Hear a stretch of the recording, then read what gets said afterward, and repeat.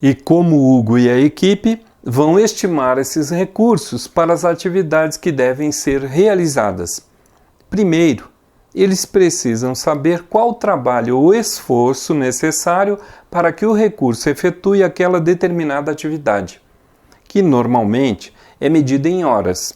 Para calcular o esforço, é necessário que Hugo e a equipe pensem e estimem qual a quantidade de horas que uma pessoa levaria para executar aquela atividade sozinha. Eles devem discutir e estimar quantas horas corridas seriam necessárias ou qual o esforço necessário.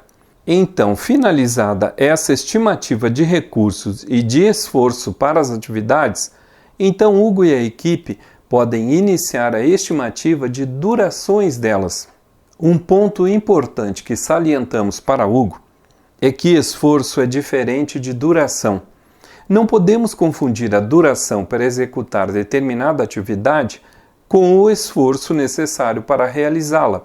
Por exemplo, uma atividade de 80 horas de esforço pode ter uma duração de 40 horas, se colocarmos 2 recursos para realizá-la. A fórmula de relação entre trabalho e duração está aí na tela. Trabalho é igual a duração vezes o número de unidades. Hugo precisa entender como o Project trabalha com essa fórmula, como faz o agendamento das atividades. Quando Hugo inserir uma atividade, ele vai fixar uma das variáveis da fórmula baseado no tipo de tarefa que selecionou na ferramenta. Pode escolher entre tarefa de unidade fixa, tarefa de trabalho fixo ou tarefa de duração fixa.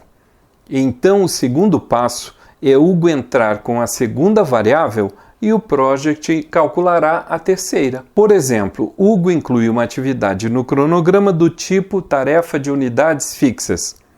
Então, se ele entrar com o esforço da atividade, o Project vai calcular a duração. Mas caso o Hugo altere a duração, então o Project vai calcular o trabalho ou esforço. Se alterar o trabalho, a ferramenta vai calcular a duração. Se alterar a duração, a ferramenta calcula o trabalho. O que nunca vai variar nesse tipo de atividade são as unidades, que são do tipo tarefa de unidades fixas. Veja aqui na tela uma tabela que facilita o entendimento dos 3 tipos de atividades que podem ser selecionadas e o que ocorre com cada variável quando os valores são alterados. Algo muito importante é o Hugo sempre trabalhar com atividades no modo automático no Project. No momento de incluir as atividades, ele pode configurar para que toda nova inclusão seja sempre de modo automático, nunca de modo manual. Isso vai facilitar muito para que a ferramenta faça seus cálculos livremente. Duração é o período em que uma atividade é executada.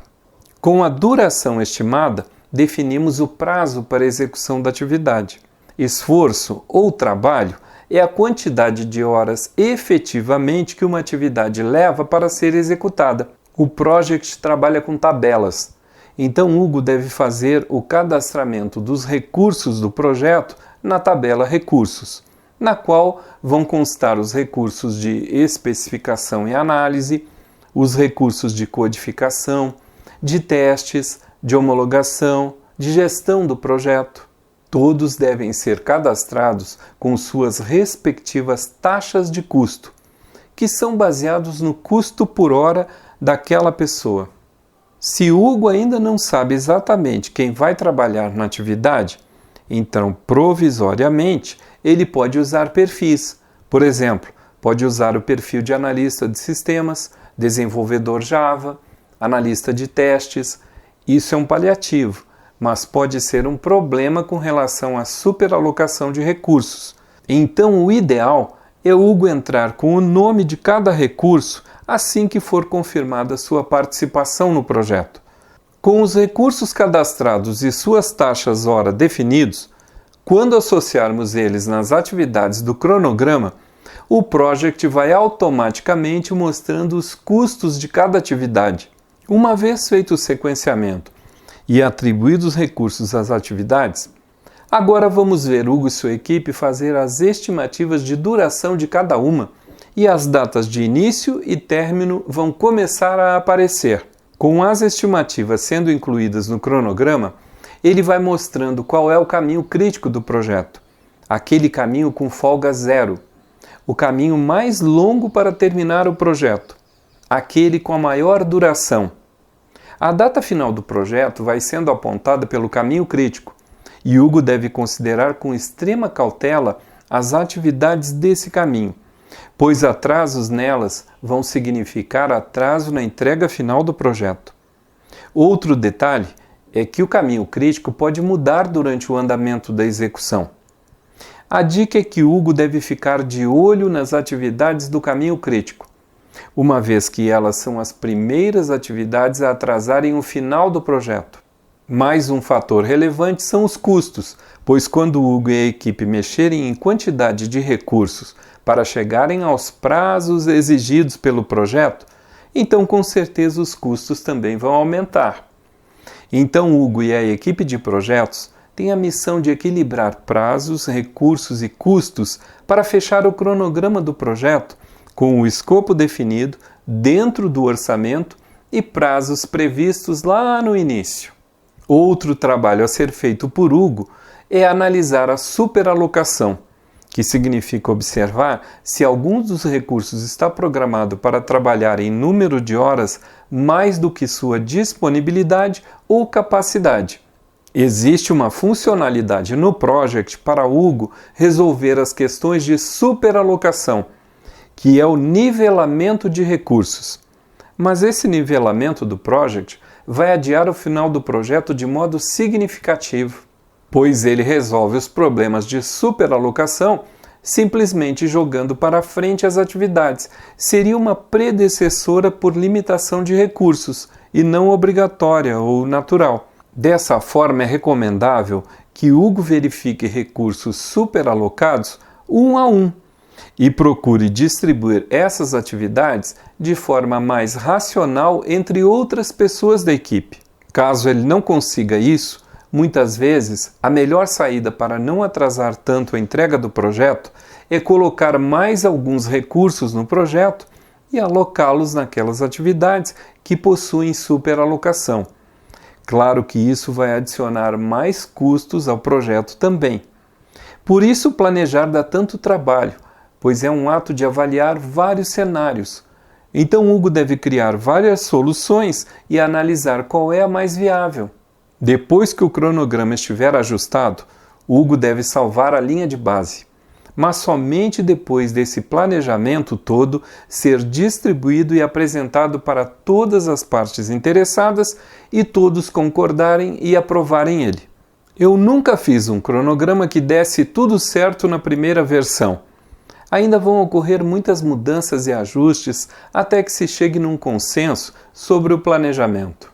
Uma visão bastante importante que Hugo deve elaborar a partir do cronograma e do orçamento do projeto é o do fluxo de desembolso do projeto, que é uma visão que mostra mês a mês quanto será necessário de dinheiro para manter o projeto andando. Muitas vezes, a organização está prevendo um gasto médio constante a ser desembolsado no projeto, mas isso não é verdade, pois pelo cronograma podemos saber os meses em que os gastos podem ser bem menores e aqueles momentos em que os gastos podem ser muito mais altos. Então é importante que esse fluxo previsto de desembolso seja apresentado ao patrocinador do projeto. Claro que durante o projeto, esse fluxo provavelmente será revisado de acordo com mudanças que possam ocorrer, mas a previsão inicial é importante e também serve como base. Com todas as atividades com recursos atribuídos e estimativas de esforço e duração realizadas, o Hugo agora sabe qual será a data de entrega do projeto.